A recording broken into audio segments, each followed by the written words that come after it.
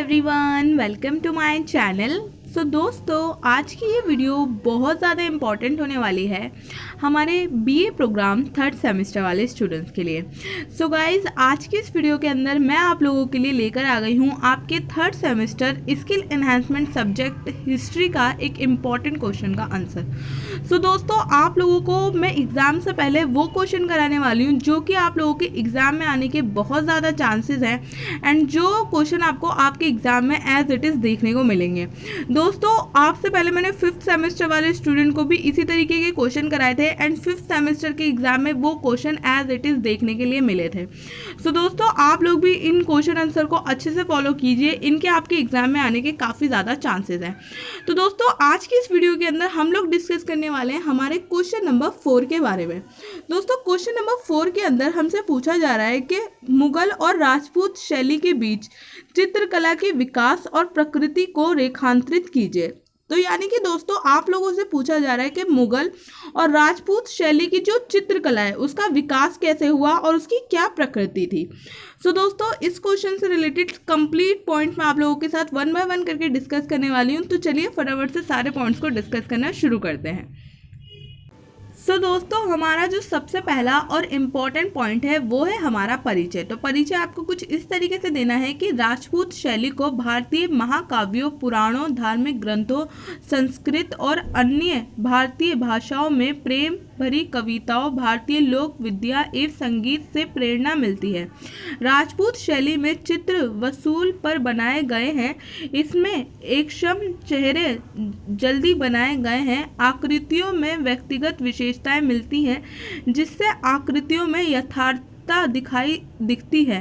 इस शैली के कलाकारों ने प्रकृति को जड़ रूप में न देखकर उसके साथ संवाद बनाया है। इस काल की चित्रकला ने दरबारी काल के चित्रण से बाहर निकलकर अनुमुक्त मानव जीवन के पक्ष को कला का आधार बनाया है। चित्रों में संगीत और साहित्य का समन्वय किया गया है। इस शैली के चित्रों के विषय में सर्वाधिक प्रधानता प्रेम संबंधी चित्रों की है। साथ ही इनमें भक्ति का भाव अधिक दृष्टिगोचर होता है। दूसरी तरफ चित्रकला की मुगल शैली की शुरुआत को भारत में चित्रकला के इतिहास की एक युगांतरिक घटना समझा जाता है। चित्रकारी के क्षेत्र में मुगलों ने विशिष्ट योगदान दिया। उन्होंने चित्रकारी की ऐसी जीवित परंपरा का सूत्रपात किया जो मुगलों के अवसान के बाद भी दीर्घ काल तक देश के विभिन्न भागों में कायम रही। मुगल शैली के चित्रों के विषय दरबारी शानो शौकत, बादशाह की रुचि आदि रहे हैं। इन चित्रों में धार्मिक सामाजिक जीवन, नायक नायिका भेद, राग रागिनी और जन सामान्य के जीवन का चित्रण प्रेम नहीं मिलता है। मुगल शैली का रंग विधान प्रचलित भारतीय परंपरा और ईरानी परंपरा से भिन्नता रखता है। इस काल के अधिकतर चित्र कागज पर बनाए गए हैं। इसके अलावा कपड़े, भित्ति और हाथी दांत पर भी चित्र बनाए गए हैं। इन विशेषताओं के बावजूद मुगल काल के प्रत्येक बादशाह के काल में बने चित्रों में पर्याप्त विशेषताएं मिलती हैं। मुगल चित्रकला शैली। तो दोस्तों, आप लोगों को इस तरीके से अपने क्वेश्चन के आंसर में सबसे पहले एक परिचय लिखना है। परिचय के अंदर आप लोगों को मुगल शैली एंड राजपूत शैली दोनों के बारे में बेसिक सी चीज़ें बतानी है। उनकी चित्रकलाओं के बारे में बेसिक सी चीज़ें बतानी है।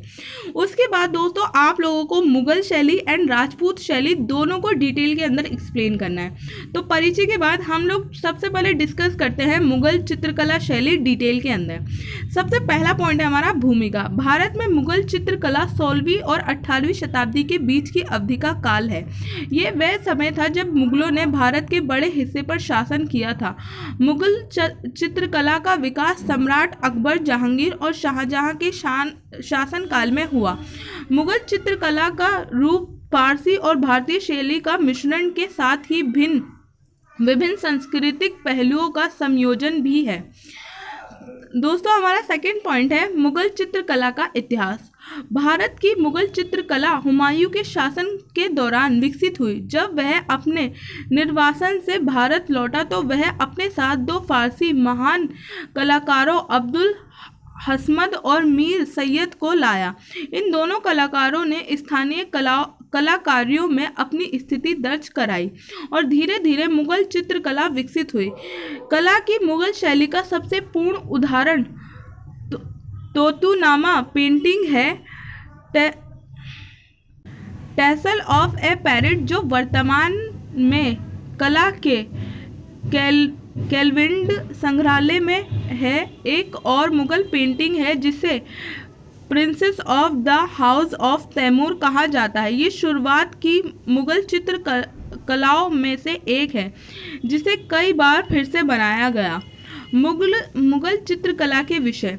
मुगल चित्रकला में एक महान विविधता है जिसमें चित्र, दृश्य और अदालत जीवन की घटनाएं शामिल हैं। साथ ही अंतरंग स्थानों में प्रेमियों के चित्रित करने वाले चित्र आदि होते हैं। मुगल चित्रकलाएं अक्सर लड़ाइयाँ, पौराणिक कहानियों, शिफाओं के दृश्य, वाणिज्य जीव, शाही जीवन जैसे विषयों के आसपास घूमती हैं। पौराणिक कथाओं आदि मुगल बादशाहों की लंबी कहानियों को बयान करने के लिए भी ये चित्रकला एक महत्वपूर्ण माध्यम बन गई।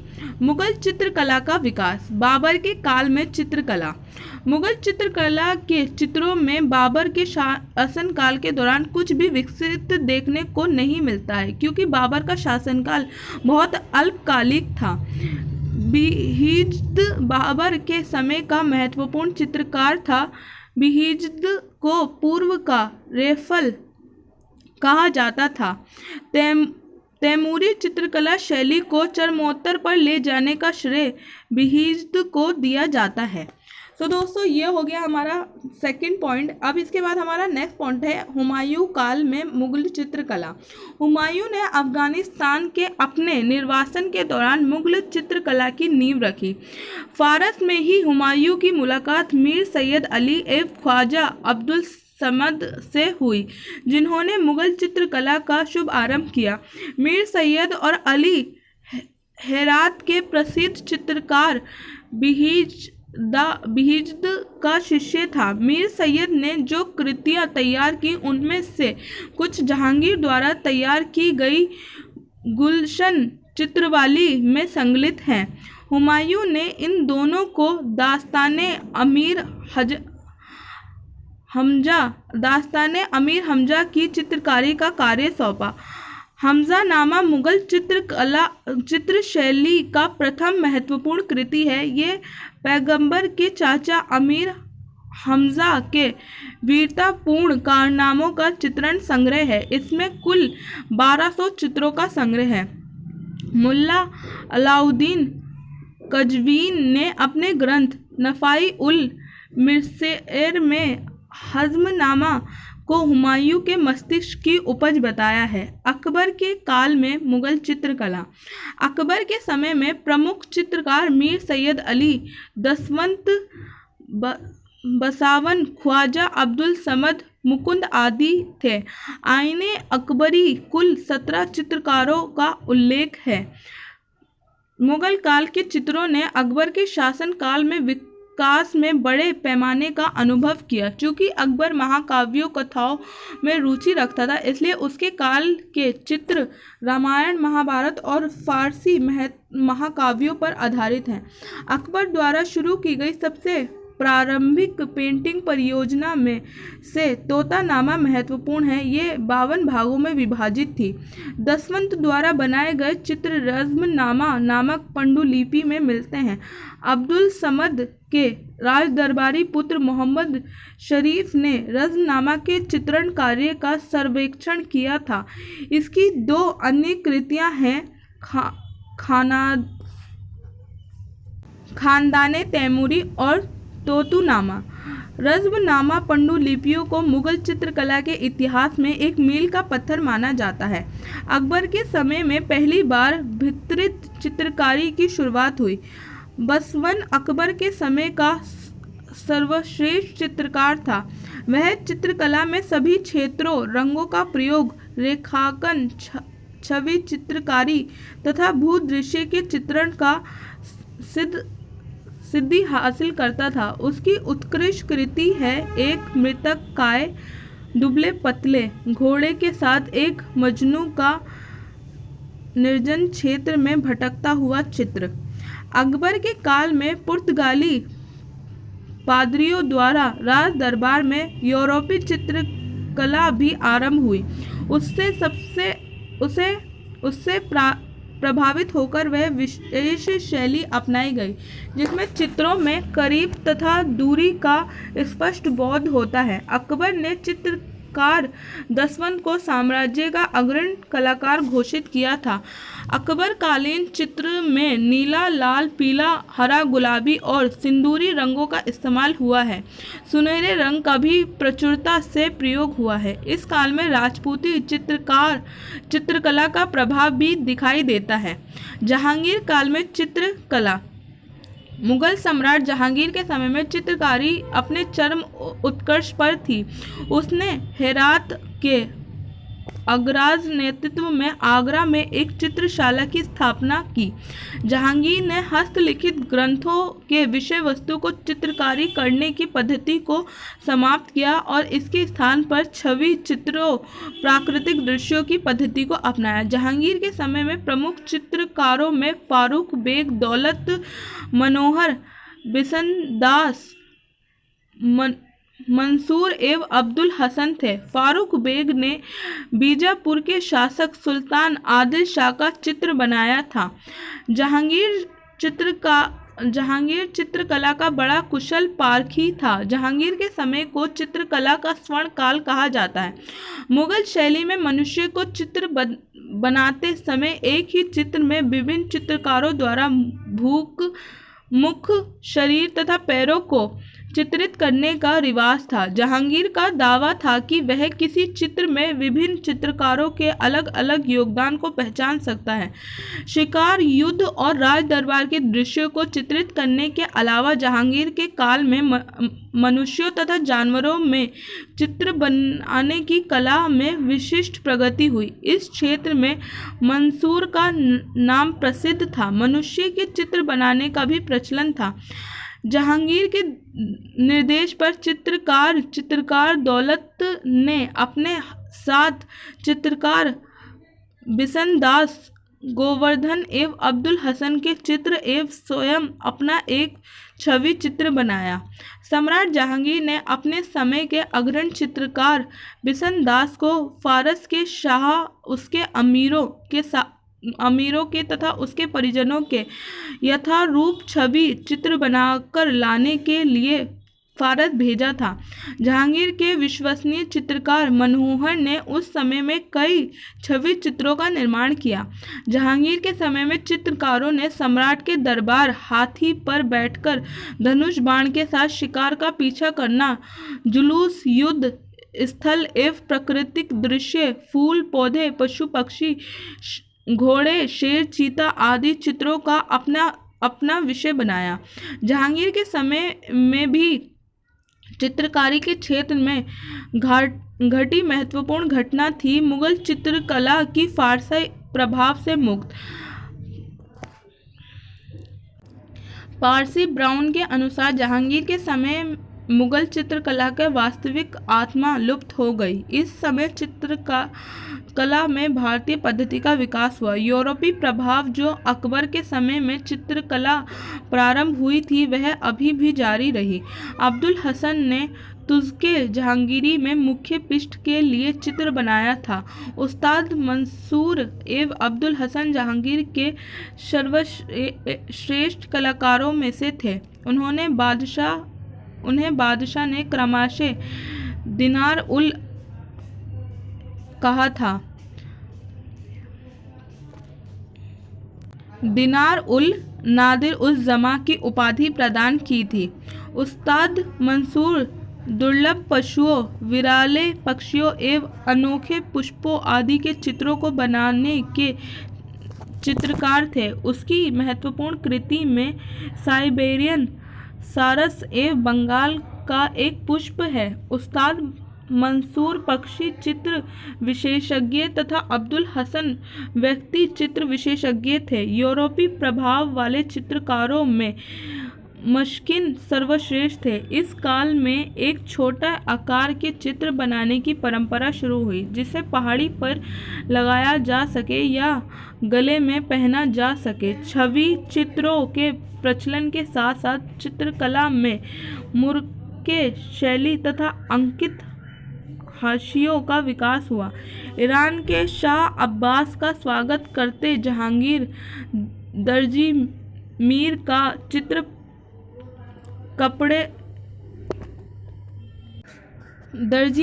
चित्र पकड़े हुए जहांगीर, मलिक अंबर के कटे सिर को लाता मारते हुए जहांगीर आदि जहांगीर कालीन प्रमुख चित्र हैं।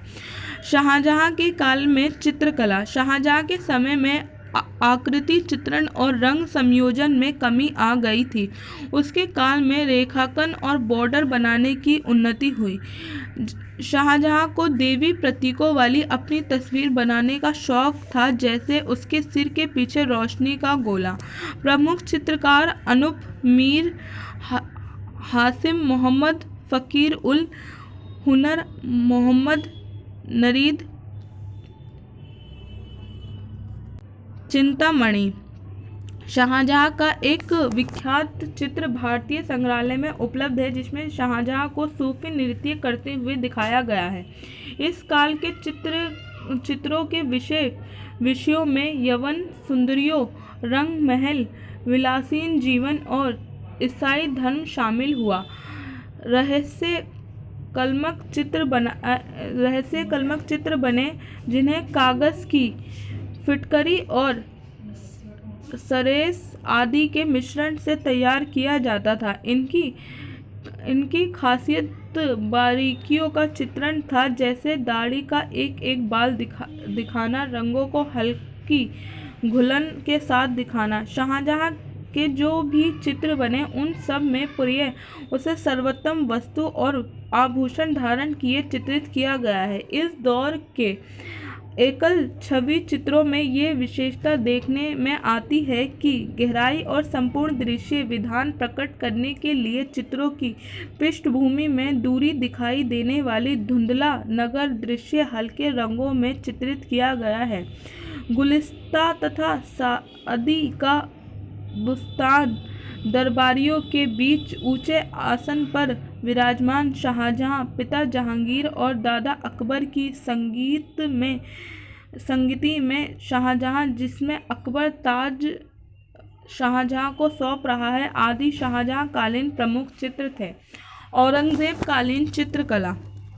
औरंगजेब ने चित्रकला को इस्लाम के विरुद्ध मानकर बंद करवा दिया था, किंतु उसके शासन काल के अंतिम वर्षों में उसने चित्रकारी में कुछ रुचि ली, जिसके प्रमाण स्वरूप उसके कुछ लघु चित्र शिकार खेलते हुए, दरबार लगाते हुए तथा युद्ध करते हुए प्राप्त होते हैं। औरंगजेब के बाद चित्रकार अनंत जाकर बस गए, जहां अनेक क्षेत्रीय चित्रकला शैलियों का विकास हुआ।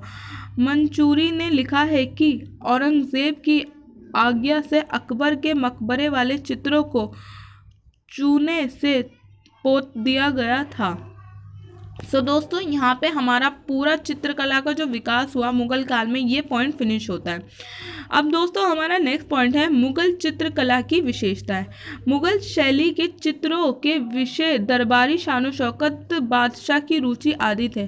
प्रकृति के घनिष्ठ अवलोकन और उत्तम तथा कोमल आरेखन पर आधारित सुरम प्राकृतिकवाद मुगल शैली की एक विशेषता है। ये सौंदर्य के गुणों से परिपूर्ण है। मुगल चित्रकला के अधिक महीन काम किया गया है। महीन एवं नुकीली तिलक से बहुत बारीकी से रेखाएं खींचने का अद्भुत कौशल यहाँ देखने को मिलता है। इसके अलावा अलंकरण पर भी बहुत बारीक काम किया गया है। यहाँ तक कि कपड़ों के बेल बूटे भवनों की नक्काशी और फर्श की कारीगरी पर भी विशेष ध्यान दिया गया है। इस काल के अधिकतर चित्र कागज पर बनाए गए। इसके अलावा कपड़े, भित्ति और हाथी दांत पर भी चित्र बनाए गए। चित्रकारों ने संध्या और रात्रि के चित्रकन में भी रुचि ली है। ऐसे चित्रों में चांदी और स्वर्ण रंग भरे गए हैं। मुगल काल में एक चश्मी चेहरे अंकन की एक सामान्य परिपट्टी का पालन किया गया है। मुगल शैली का रंग विधान प्रचलित भारतीय परंपरा और ईरानी परंपरा से भिन्नता रखता है। इस शैली में लाजवर्दी और सुनहरे रंग का इस्तेमाल किया गया है। इन रंगों को बनाने में विशेष कौशल भी दिखता है। कुचली या ब्रश को प्रिय गिलहरी के बालों से बनाया गया है। राजपूत चित्र शैली। तो दोस्तों यहाँ तक हमारा जो मुगल चित्र शैली है पूरा पॉइंट इसका फिनिश होता है। दोस्तों मुगल चित्र शैली के अंदर मैंने आपको बहुत सारे पॉइंट बताए। ये सारे पॉइंट आप लोगों को ध्यान रखने हैं। एंड यहाँ पे आपको जो सबसे इम्पोर्टेंट चीज़ याद रखनी है वो है जो यहाँ पे बीच बीच में इम्पोर्टेंट चित्रकारों के नाम आए हैं उनको आपको ज़रूर ध्यान रखना है। अगर आप इन नेम्स को अपने क्वेश्चन के आंसर में मेंशन करेंगे तो बहुत ज़्यादा अच्छा इम्पैक्ट पड़ेगा। एंड आप लोगों को इनके नाम्स को ज़रूर ध्यान रखना है। अब बात करते हैं हम हमारे राजपूत चित्र शैली की। राजपूत पेंटिंग, जिन्हें राजस्थानी पेंटिंग भी कहा जाता है, मुख्य रूप से 17वीं शताब्दी के दौरान उत्तर भारत में राजपूताना की शाही दरबारों में विकसित हुई। मुगल लघु की परंपरा का प्रशिक्षित कलाकारों शाही मुगल दरबार से तितर बितर कर दिए गए थे और विकसित शैलियों को भी चित्रकला की स्थानीय परंपराओं से चित्रित किया गया था। विशेष रूप से हिंदू धार्मिक महाकाव्यों, महाभारत और रामायण को चित्रित करने वाले विषय अलग अलग थे, लेकिन शासक परिवारों के चित्र जो अक्सर शिकार या उनकी दैनिक गतिविधियों में लगे रहते थे आमतौर पर लोकप्रिय थे, जैसे कि महाकाव्यों और हिंदू पौराणिक कथाओं के कथा दृश्य। साथ ही साथ अनाम लोगों के कुछ शैली के दृश्य रंग कुछ खनिजों, पौधों, स्रोतों, शंखों से निकाले गए थे और यहाँ तक कि कीमती पत्थरों से संसाधित करके भी प्राप्त किए गए थे। सोने चांदी का प्रयोग होता था। विचित्र रंग तैयार करना एक लंबी प्रक्रिया थी जिसमें कभी कभी 2 सप्ताह लग जाते थे। इस्तेमाल किए गए ब्रश बहुत अच्छे थे। विषय, जबकि राजपूत चित्रों में विषयों की अधिकता मौजूद है, राजपूत कार्यों में पाए जाने वाले एक सामान्य रूप अंतरिक्ष का उद्देश्यपूर्ण हेरफेर, विशेष रूप से पूर्ण रिक्त स्थानों का समावेश, सीमाओं की कमी और पात्रों और परिदृश्यों की अभियोजनता पर जोर देने के लिए है। इस तरह भौतिक पात्रों के व्यक्तित्व को लगभग खारिज कर दिया जाता है, जिससे चित्रित पृष्ठभूमि और मानव आंकड़े दोनों समान रूप से अभिव्यंजक होते हैं। विशुद्ध रूप से कलात्मक दृष्टिकोण से बाहर राजपूती चित्रों को अक्सर राजनीतिक रूप से अपोरित किया जाता है और उस समय के सामाजिक मूल्यों पर टिप्पणी की जाती है। मेवाड़ शासक चाहते थे कि ये पेंटिंग उनके महत्वाकांक्षाओं को चित्रित करे और उनकी विरासत को स्थापित करे। इसलिए पेंटिंग अक्सर शासकों की विरासत या बेहतर समाज के लिए किए गए उनके परिवर्तनों का संकेत देती है।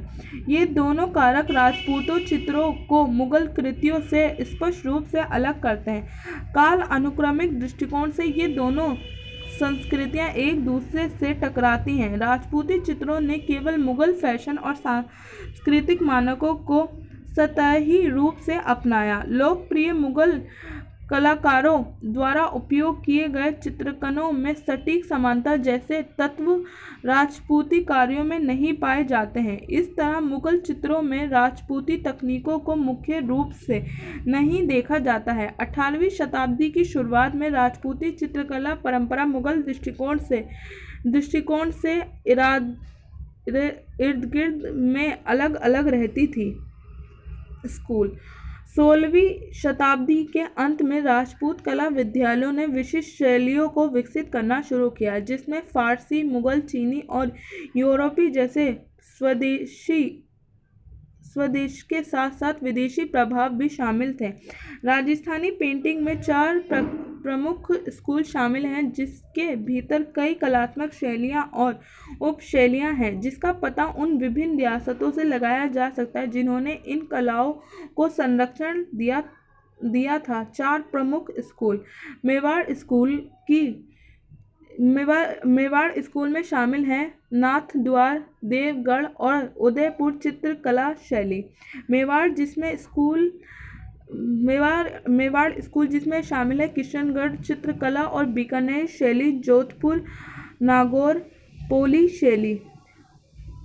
होड़ित के 7 स्कूल कोटा, बूंदी और झलवाड़ा शैली। अंबर जयपुर का धुंधर स्कूल शेखवाटिका पेंटिंग और उनियार शैली की पेंटिंग। राजपूत शैली तथा मुगल शैली के प्रमुख अंतर। स्वरूप में राजपूत शैली और मुगल शैली में क्या अंतर है यहाँ पे बताया गया है। शुरुआती दौर में राजपूत शैली का स्वरूप भित्ति चित्रकारी और पोस्कर शैली के अंतर्गत था। आगे चलकर ये लघु चित्रकला शैली की प्रधानता कायम हो गई। मुगल शैली, यहाँ पर भित्ति चित्रकला शैली नहीं बल्कि मुगल शैली का विकास फारसी लघु चित्रकला के रूप में हुआ। विषय, ये मुख्यतः आध्यात्मिक और धार्मिक चित्रों की चित्रकला शैली है। ये मुख्यतः मुगल बादशाहों और उनसे जुड़े कार्यकलापों, वस्तुओं, शिकार और गौरव आदि को चित्रित करने वाली शैली है। विशेषता, इसमें हिंदू प्रतीकों के इस्तेमाल खूब हुए हैं, जैसे कमल, मोर, गरुड़ आदि। चित्रकला में व्यक्ति, पेड़ पौधे, ऊंट और बाज आदि के चित्रण की प्रधानता रही है। कालखंड, राजपूत शैली 17वीं से 18वीं शताब्दी के बीच इसकी महत्ता रही और मुगल शैली 15 से 18वीं शताब्दी के बीच इसकी महत्ता बनी रही। तो दोस्तों यहाँ पे हमारा पूरा आंसर फिनिश होता है। आई एम सॉरी गाइज, आज शायद मैं बीच बीच में कई जगह पे अटक गई थी, लेकिन दोस्तों थोड़ी सी गले में प्रॉब्लम हो रही है, इस वजह से शायद आप लोगों को थोड़ी प्रॉब्लम हुई हो। लेकिन दोस्तों ये क्वेश्चन आंसर आप लोगों के लिए बहुत ज़्यादा इंपॉर्टेंट है, एंड अगर आपके एग्जाम में ये क्वेश्चन आता है तो आप लोगों को इसको ज़रूर करके अटैम्प्ट करके आना है। एंड दोस्तों ये पूरा आंसर हमारा यहाँ पे फिनिश होता है। उम्मीद करती हूँ कि ये वीडियो आप लोगों के लिए हेल्पफुल रही। अगर ये वीडियो आप लोगों के लिए हेल्पफुल रहे तो प्लीज़ इस वीडियो को लाइक कीजिएगा, अपने दोस्तों के साथ शेयर कीजिएगा, एंड चैनल पर आप लोग पहली बार आए हो तो चैनल को सब्सक्राइब करना मत भूलिएगा। तो दोस्तों मिलती हूँ मैं आप सबसे नेक्स्ट वीडियो के अंदर, तब तक के लिए थैंक यू सो मच।